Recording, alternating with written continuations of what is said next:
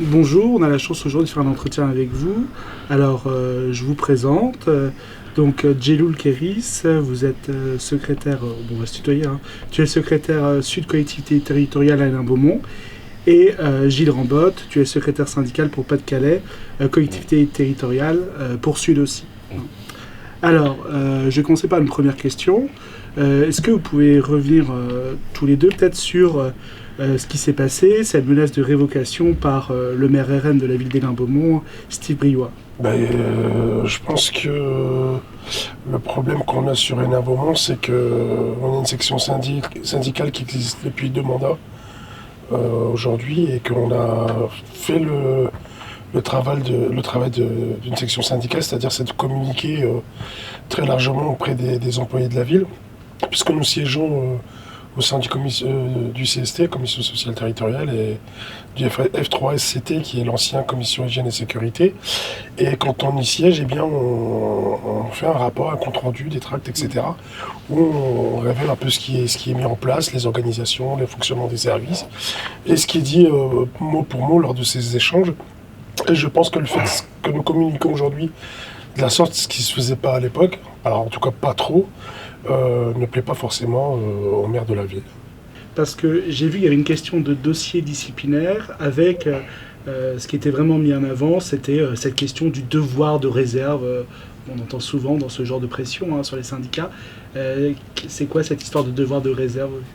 C'est quelque chose qui est très, très utilisé, pas forcément à Hénin-Beaumont, mais dans les communes de France, quand un agent dit un peu tout haut ce qu'il pense tout bas, ou quand il commet vraiment des fautes. Dans ce qui me concerne, je pense que ça me concerne.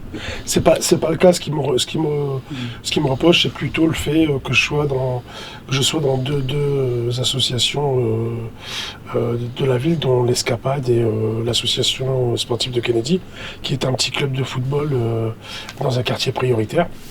Et je pense que sur mon activité professionnelle, il y a rien à reprocher, puisque même sur mes évaluations pro, c'est toujours du plus, et je fais mon travail correctement. Je pense qu'ils n'ont pas réussi à me toucher là-dessus, je pense. Et ils sont passés par le tissu associatif, et ce qui a été avéré, c'est que pour le moment, l'avis du conseil de discipline était aucune sanction, quoi. À l'unanimité. À l'unanimité, ouais. Et c'est vrai que quand on entend parler là de participation dans les associations, c'est quand même très commun. C'est quoi cette histoire de la relation entre Hénin-Beaumont et je pense à cette association, par exemple l'Escapade? L'association L'Escapade, c'est disons, une association un peu paramunicipale, c'est qu'elle a aussi, tout comme les autres associations sur Hénin-Beaumont, des subventions de la ville. Elle a aussi des agents de la ville qui sont mis à disposition au sein de l'Escapade. Le directeur, lui, est engagé par l'association, et il y a aussi des salariés de l'association sur l'Escapade. Moi, j'en suis le vice-président, mais j'ai pas de pouvoir de signature ou de direction. Je suis simplement un simple bénévole. Je touche absolument rien, quoi. Je suis là en tant que bénévole. Et il y a eu deux agents de la ville qui ont été mis très récemment à dispo, parce qu'il y en avait une qui avait été retirée, qui s'appelait Mario Lagora, on dit souvent l'affaire Mario Lagora, qui a été mutée au service carte d'identité et passeport, et nous on avait demandé la raison pour laquelle, le conseil d'administration avait demandé les raisons pour lesquelles elle avait été mutée, et on nous a dit nécessité de service. C'est ce qui revient assez souvent. Et dans ce cas-là, il n'y a pas grand-chose à dire. Et le président n'avait pas non plus voulu s'attarder là-dessus. Et voilà, on n'a pas eu de retour. Le conseil d'administration avait fait des courriers. Pas de retour non plus. Donc il y a eu une surcharge de travail qui s'est installée, puisqu'il manquait une personne. Et le directeur, Jean-Yves Coff d'ailleurs, avait demandé à la ville de pouvoir soit d'avoir une subvention supplémentaire pour pouvoir engager quelqu'un d'autre, ou deux autres personnes, ce qui n'a pas été le cas, parce qu'on n'a pas eu cette augmentation de subvention, ce qui est leur droit, bien sûr. Et on a eu deux agents de la ville qui sont arrivés un peu comme un cheveu sur la soupe, et le directeur n'était pas au courant, donc il n'y a pas eu d'entretien au préalable, ce qui me paraît évident quand on recrute du personnel, surtout dans la culture. Hein, il y a des métiers bien spécifiques. Un régisseur son, ça peut pas être quelqu'un qui fait des mariages ou des baptêmes, par exemple. Ce qui était le cas sur l'un des agents de la ville. Et il y a eu un problème de communication avec le directeur et ces deux agents-là.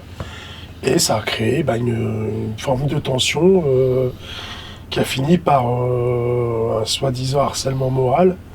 Au jour d'aujourd'hui, on n'a pas de retour, on n'a pas de connaissance de la procédure au niveau du tribunal. Ce qui s'était passé, c'est que le maire, lui, avait envoyé un courrier à chaque membre du conseil d'administration nous interpellant, disant qu'il avait eu connaissance de faits de harcèlement, que c'était pas normal, que le conseil d'administration n'avait pas agi, etc. J'en avais informé Gilles sur ce sujet, parce que pour répondre de manière assez intelligente et puis d'avoir des réponses quand même. Parce que quand on parle de harcèlement moral, c'est quand même quelque chose de très grave.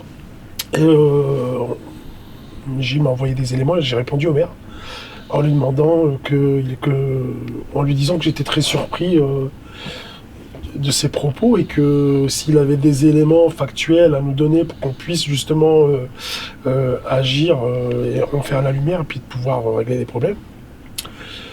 J'aurais été ravi de les avoir. Je lui avais demandé aussi sur des faits antérieurs s'il avait mis en place un CHSCT. Qu'est-ce que je lui avais demandé encore? Pas mal de questions pour pouvoir résoudre le problème. Et je l'avisais d'avoir. Je lui disais dans ce courrier que j'interpellais le procureur de la République sur les faits annoncés et que je mettais son courrier en copie également. Et j'ai pas eu de retour de sa part. On n'a pas pu agir parce que lui, il m'a pas donné d'éléments. D'accord. Et peut-être, Gilles, justement, comment toi tu vois cette question finalement des pressions, de cette violence en fait envers les syndicalistes, comment toi tu vois de ton point de vue ça, et aussi peut-être revenir sur cette question de l'usage, j'ai vu dans beaucoup d'articles, la question du devoir de réserve dans la territoriale. Alors, la question de la violence, elle est prégnante un petit peu partout, hélas. Plus fortement dans certains secteurs, et effectivement, il y a un moment, il a les secteurs en pointe, certainement on peut dire. Le but de toute cette affaire était de liquider l'association L'Escapade. Comme d'ailleurs ça a pu se faire aussi à Caléry. Même si le parallèle est légèrement différent, parce que la méthode et la structure est différente, il s'agissait d'une reprise en main, d'une municipalisation de cette association. Et c'est au final ce qui s'est passé. Des choses très étonnantes, hein, des agents qui se plaignent d'un seul coup d'harcèlement moral, alors que Djeloul, les membres du conseil d'administration, ils auraient pu en parler de fait. Un d'eux était membre du syndicat Force ouvrière et qui n'avertit même pas son propre syndicat. Il était non seulement membre mais représentant. Et il siégeait dans quelle instance? Des deux, le CST. Et donc il siège au CST, et anciennement le CHSCT, c'est-à-dire la formation spécialisée pour la santé, la sécurité et des conditions de travail. Et donc il n'informe personne, il n'y a aucun élément qui sont donnés le jour de la rencontre. Cette rencontre a lieu d'ailleurs un petit peu, on va dire, à l'initiative de M. Briouat, puisque c'est lui qui la demande. Il demande aux membres du conseil d'administration de bouger, de faire quelque chose. Ils le font, et quand Djeloul sollicite une réunion, eh bien là, le maire l'accuse de manquement à son devoir de neutralité et de probité, puisqu'il aurait, agi dans le sens à l'encontre des agents. Or, le procès-verbal qui avait été montré d'ailleurs au Conseil de discipline ne démontrait qu'une intervention de Djeloul et pas du tout dans le sens contre les agents. Donc c'est vraiment une cabale, et une cabale, on prend tout et n'importe quoi dedans. Et c'est ça qui devient violent, parce qu'on s'entend des reproches qu'on ne comprend pas trop. Pardon, dont celui du devoir de réserve. Alors le devoir de réserve, c'est une spécificité un petit peu française, qui est, je dirais, jurisprudentielle, puisqu'elle n'est pas définie en tant que telle véritablement dans le statut de la fonction publique, statut qui a été bien désossé. Il a été même codifié, mais il existe encore, et c'est encore trop d'ailleurs pour M. Briouat, l'ultra-libéral. Et ça, il faut que les ouvriers le sachent. On a Macron, Briouat, et la tendance RN, c'est encore au-dessus d'un point de vue anti-ouvrier, anti-social. Et donc c'est une grande violence, parce que quand on est confronté à ce genre de personnage, il n'y a pas de discussion. J'ai eu à accompagner Djeloul, et je reviendrai sur la question plus particulièrement du devoir de réserve, pour prendre connaissance de son dossier, normalement disciplinaire dossier qu'il n'avait pas, donc on a juste pris connaissance de son dossier administratif. Aucune discussion avec les deux personnages qu'on avait en face de nous, qui étaient le DRH et le directeur des affaires juridiques. Voilà, on a essayé de discuter. Ils disent vous regardez, c'est tout. Voilà, c'est le genre de discussion.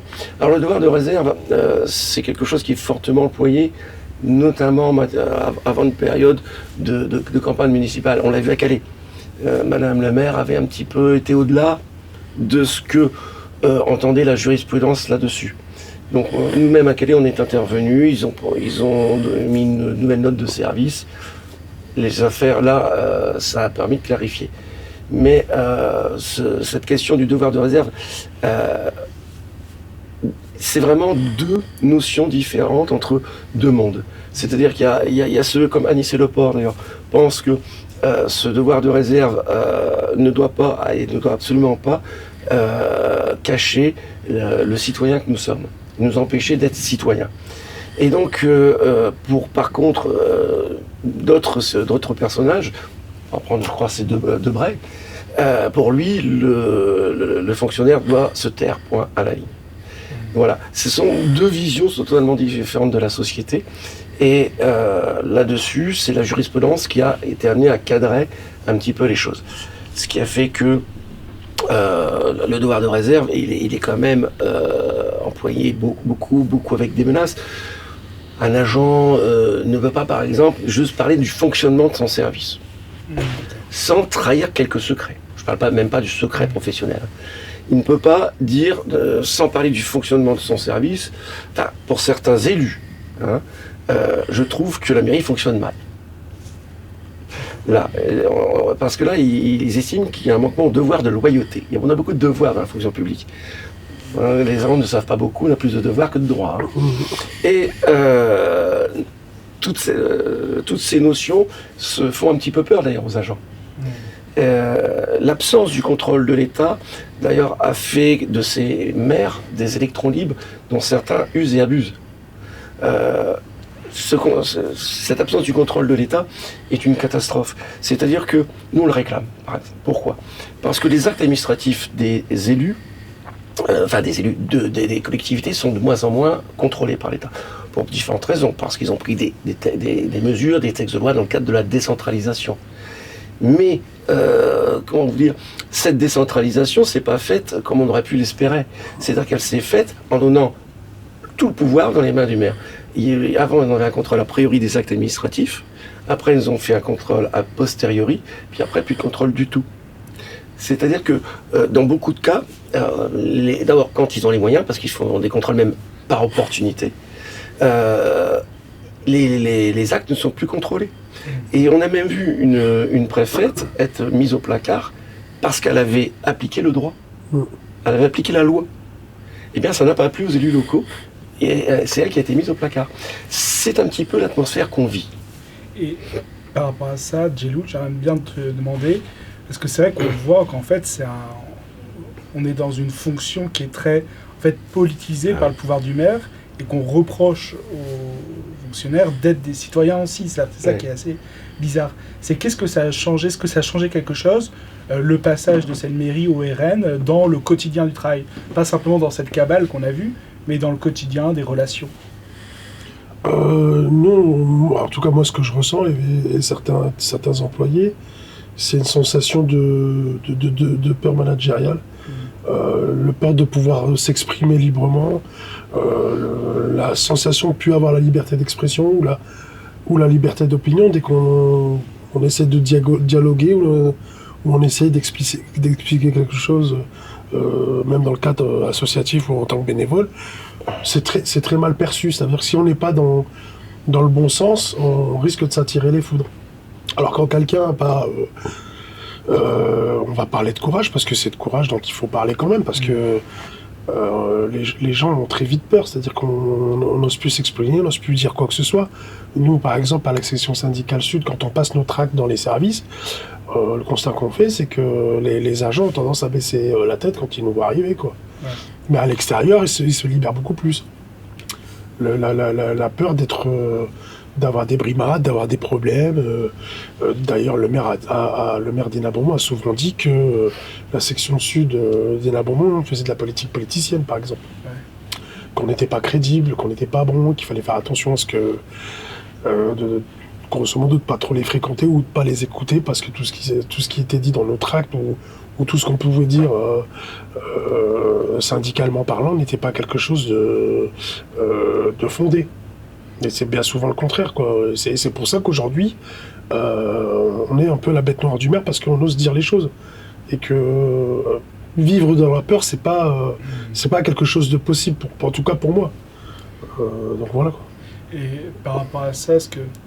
En fait, je trouve que ça va de pair avec une très grande dévalorisation de la fonction syndicale. Ça a en fait très peu, finalement, d'empathie pour ce que c'est. Ça provoque aussi ce genre de campagne, un peu de haine, de mensonge, quoi. Comment, toi, tu as vécu, en fait, cette violence-là Est-ce que tu étais entouré, mais qu'est-ce que ça produit sur soi? C'est une question un peu compliquée, quoi. En fait, ça s'est fait progressivement, et plus on était attaqué, et plus on se défendait, mais toujours de manière respectueuse. On n'a pas, je veux dire, on n'a jamais manqué de respect aux élus. On a toujours été très démocrate. On était toujours dans la démocratie. Il n'y avait pas de problème là-dessus, mais on s'est jamais laissé faire. Et si on n'a pas une section syndicale de confiance, et des camarades, comme tous les camarades de Calais, comme Gilles, etc. Si on les a pas derrière, si on n'a pas tous ces camarades derrière nous, on tient pas longtemps, quoi. D'accord. On tient pas longtemps parce qu'on évite la manière dont on est attaqué, la violence qui est faite sur nous, elle fait qu'on se retrouve souvent tout seul.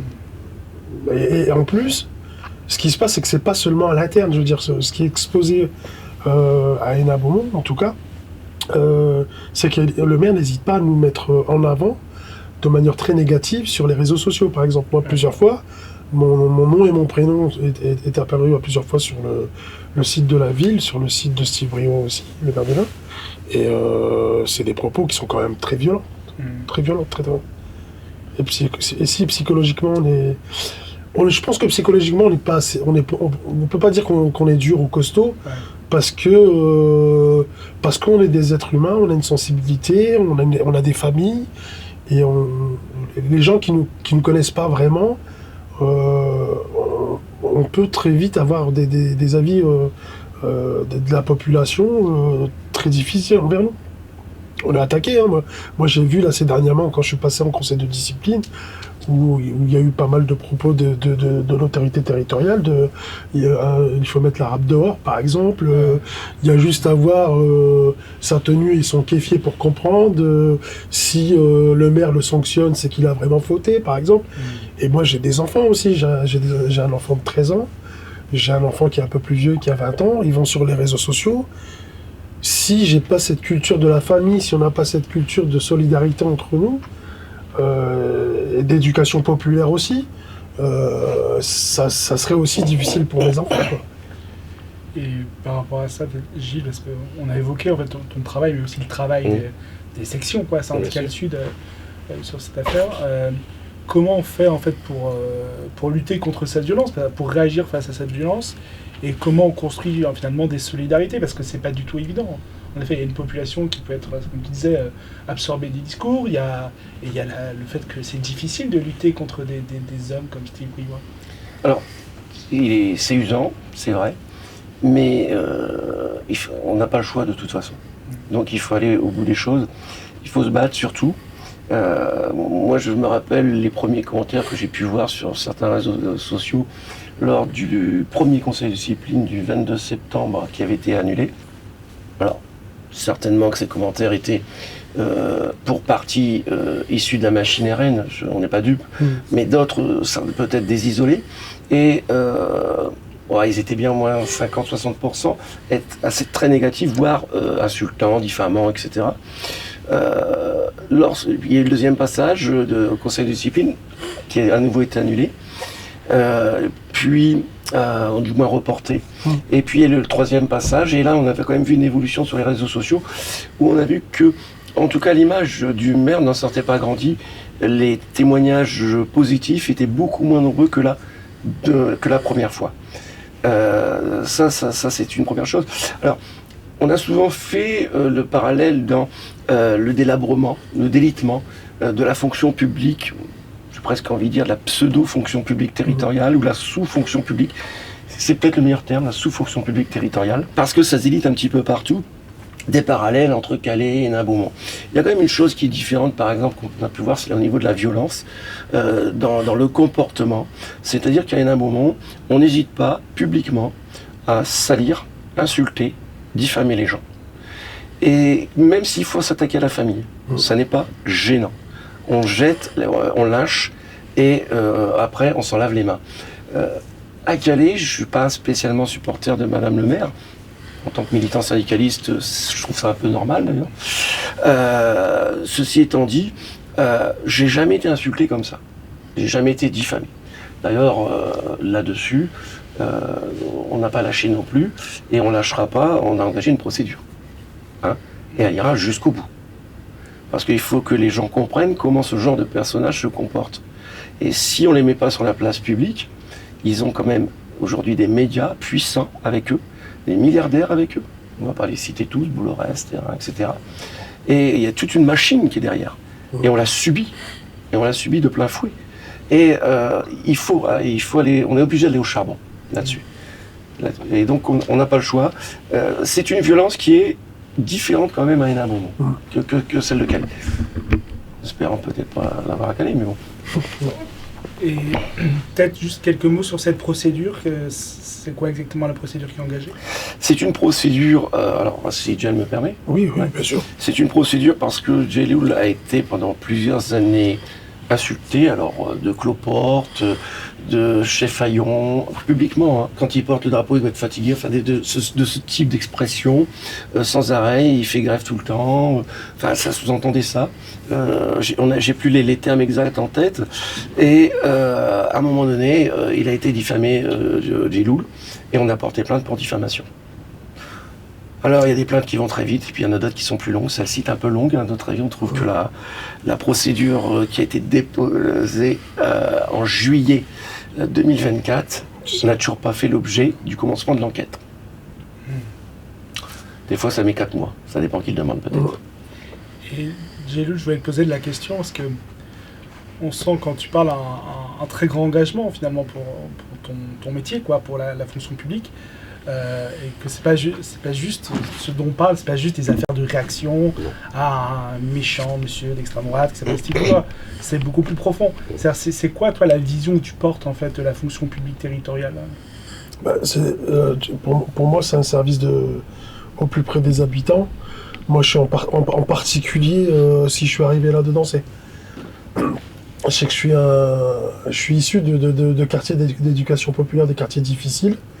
Et j'ai eu la chance, moi, d'avoir des centres d'animation jeunesse dans les quartiers, des associations qui œuvraient aussi pour les gens de quartier. Et j'ai toujours eu envie de refaire ça, d'être dans l'éducation populaire, de rendre service, de pouvoir donner la chance aux autres aussi, comme on a pu me le donner à moi. Parce que j'aurais pu très bien terminer sur des postures de délinquants, de dealers, c'est peut-être stigmatisant ce que je dis, mais c'est une réalité dans les quartiers prioritaires, malheureusement. Et on n'avait pas forcément de moyens dans les quartiers, et je me suis dit, pourquoi pas être dans l'animation, et je suis arrivé tout doucement dans ce métier-là, et je suis arrivé dans une mairie et pas dans une asso. Tout simplement, et je continue à œuvrer au début, quand je suis arrivé à Nain-Beaumont, j'étais responsable d'une maison de quartier qui s'appelait Maurice Thorez d'ailleurs. C'est pas moi qui a voulu qu'elle s'appelle Maurice Thorez, mais c'était moi j'ai travaillé à Drancourt, qui est une ville communiste, j'ai travaillé pendant 10 ans, bonjour, pendant 15 ans. Je suis arrivé sur Nain-Beaumont et il y avait une maison de quartier qui devait se construire, la 4e. Et c'était sur l'aire d'Avangeville. Alors moi, travaillant dans Drancourt, je ne connaissais pas le contexte des Nain-Beaumont. Moi, je vis à Nain-Beaumont, on ne connaît pas le contexte politique, on ne sait pas ce qui se passe. Et le puzzle, il se construit au fur et à mesure quand j'arrive, quoi. pourquoi elle s'appelle Thorez et quel endroit elle se crée. Elle se crée sur l'ancien fief de Briouat. Il n'est pas encore maire, on l'appelle Thorez parce qu'il y avait David Noël qui était communiste, qui était élu aussi à la ville d'Hénin-Beaumont, qui est une bonne personne d'ailleurs, que j'apprécie beaucoup, qui a fait pas mal de procès avec Steve Briouat à l'époque où il était élu de l'opposition, et vice-versa. Il a gagné d'ailleurs pas mal de procès. Et voilà, je suis arrivé un peu comme ça et je continue à faire mon métier parce que c'est un métier que j'adore, quoi. Alors, avant d'être un gagne-pain, c'est une passion. C'est une passion de venir en aide aux autres, comme le syndicalisme, hein. On parle de syndicalisme, mais moi je viens parce que j'ai besoin c'est un besoin que j'ai, c'est de venir en aide aux autres et aux plus démunis. Et je déteste aussi l'injustice sociale, c'est un truc que je peux pas tolérer, quoi.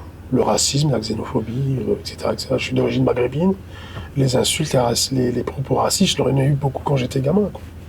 En plus, on sait que la violence managériale, elle vise souvent ceux qui parlent le plus les valeurs de l'institution. C'est-à-dire ceux qui sont aussi, par leur manière de travailler, une critique finalement des dérives d'une institution.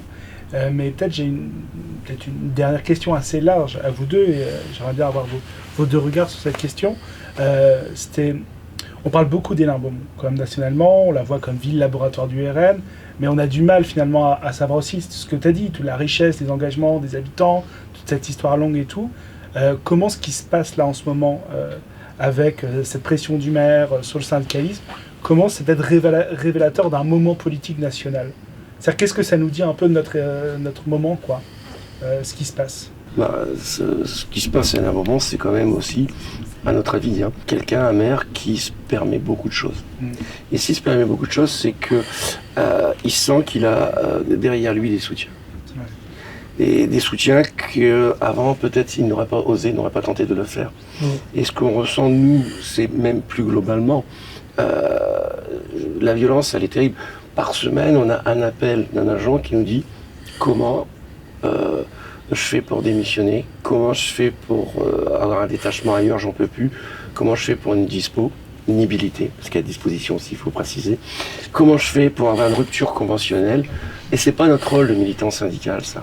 Et c'était pas du tout ce qu'on a connu quand on est rentré, moi je suis un vieux, dans la fonction publique territoriale, c'est-à-dire qu'on était content d'être là. On savait qu'on allait pouvoir faire quelque chose et c'était un engagement d'une vie. Aujourd'hui, cet engagement d'une vie est en train de disparaître. C'est-à-dire qu'on voit de plus en plus même de personnes arriver. Bon, évidemment, ils n'ont pas passé les concours, etc. Ils viennent là pendant 4, 5, 6 ans et ils vont ailleurs. Voilà. C'est plus du tout la même fonction publique qu'on a connue. Cette fonction publique où on était d'ailleurs au service des gens. Et on était beaucoup plus libre au niveau des élus. Moi, ce que j'ai connu, c'était, je me rappelle, Marcel Levaillant qui me disait « fais pour un bien et je te suivrai ». On avait une liberté d'analyse, d'études, etc. Aujourd'hui, c'est plus du tout ça. Tout est supervisé et toutes les décisions, les avis qu'on donne sont très peu suivis. S'ils n'ont pas envie, évidemment, ils en décident un tel. Mais nous, ce qu'on décide en tant que fonctionnaire, on n'a pas d'intérêt autre que l'intérêt général. L'élu politique, si on ne le cadre pas, j'entends l'élu politique local, mais je pense que national, on n'est pas très loin, si on ne cadre pas, c'est pas ça qui va l'intéresser au premier chef. C'est peut-être plus sa réélection, sans aller plus loin. Et c'est vrai que mon image de l'élu local, comme de l'élu politique en général, en ce qui me concerne, je ne vais pas mentir, elle s'est énormément détériorée en 20 ans. C'est-à-dire que je n'ai plus ce même regard quand on me dit maintenant, lui c'est un élu local, bah, j'ai pu avoir tendance à m'en méfier. Après tout ce que j'ai vu dans la fonction publique où on ne respecte rien dans la fonction publique territoriale. Et puis, la fonction publique territoriale, c'est la loi de la jungle. Ce que, on disait peu ou prou, Anis et Le Port, il avait écrit un livre en co-auteur avec Gérard Askiri de la FSU. Et il avait raconté qu'il avait fait le statut de la fonction publique en premier en pensant au maillon faible, la fonction publique territoriale. Parce qu'il savait que c'était c'était cette fonction publique où les agents étaient les plus fragilisés. Quand on fragilise un agent, certes, on le rend malheureux, ça c'est certain, mais on ne rend pas plus heureux l'usager. puisque l'agent qui est au service de l'usager ne peut pas faire son travail correctement. Défendre le statut, c'est défendre l'usager, c'est lui assurer qu'il sera traité à part égale en tant que citoyen, qu'il soit riche, qu'il ait des connaissances ou non. Voilà. Et ça, il y a une perte de sens dans nos missions. Et on le ressent beaucoup. Il y a dans certaines mairies, on a vu disparaître cette joie de vivre. Je sais pas, évidemment, on va dire pareil pour Hénin Beaumont, mais toi qui fais aussi beaucoup de petites collectivités, tu dois le voir aussi. Ah oui, bien sûr. Ouais, t'en fais plus que moi. Hein. Bien sûr. Et puis, normalement, on est censé mettre l'agent de la fonction publique un peu plus en avant sur le terrain, parce qu'il a cette technicité, parce qu'il a cette proximité. Aujourd'hui, la sensation qu'on peut avoir, ce qu'on peut ressentir, c'est que c'est beaucoup plus politisé. Je veux dire, même les agents deviennent aussi politisés quelque part. Ce qu'il faut comprendre, c'est qu'il y a vraiment deux fonctions publiques. Il y a la fonction publique hospitalière, la fonction publique de l'État, d'un côté, et puis la nôtre. Et la nôtre, c'est le maire, le feudalisme local dans toute sa splendeur aujourd'hui, qui dirige tout, qui décide de tout. Même d'un arrêt maladie, c'est le maire qui va en décider. C'est-à-dire que lorsque je me suis mal exprimé d'un congé de longue maladie ou d'un congé de longue durée, eh bien on a vu des maires refuser des congés de longue durée, de longue maladie, que les meilleurs professeurs de France avaient jugé utile, vu l'état de santé du patient. Eh bien le maire a décidé que oui mais non je l'aime pas, je lui refuse. Et on est obligé d'aller batailler 3 ans au tribunal pour ça. Dans beaucoup de choses, dans beaucoup de cas, ce qui est dû, ce qui est logique pour un agent de la fonction publique de l'État, pour un agent de la fonction publique territoriale, ça ne l'est pas pour nous. Le maire décide de tout. Est-ce qu'on maintient le régime indemnitaire? Est-ce que pendant un temps partiel thérapeutique, dans la fonction publique de l'État, il est maintenu. Dans la fonction publique hospitalière, il est maintenu. Dans la fonction publique territoriale, écrivez à Dieu. Si vous n'avez pas son adresse, tant pis pour vous, vous ne l'aurez pas. Et c'est comme ça. Le PPR, pareil. Le PPR, chez vous, il est maintenu, chez nous, non. PPR, c'est excuse-moi, la période de préparation au reclassement professionnel. Voilà, les avancées de grade. Bon, maintenant, dans la fonction publique d'État, M. Macron a commencé à mettre ça en place avec la loi du 6 août 2019. Chez nous, c'est depuis longtemps. Il y a, comment vous dire, par exemple, quand on est passé à l'IFSE, alors, les enseignants, vous n'êtes pas, et heureusement, pour l'instant, à condition de maintenir le traitement à un niveau suffisant, hein, soumis au régime indemnitaire, mais la majorité de la fonction publique de l'État l'est. L'IFSE, lors du passage en 2014 de la multitude de régimes indemnitaires qui existaient à l'IFSE qui a globalisé l'ensemble, on ne pouvait pas, l'agent qui passait à ce régime un nouveau régime indemnitaire, ne pouvait pas gagner moins. Lorsqu'ils faisaient la somme, ils avaient un arrêté qui disait vous avez des FSE, mais du même montant global. Chez nous, non. Le maire fait ce qu'il veut. Et c'est sans arrêt, le maire fait ce qu'il veut.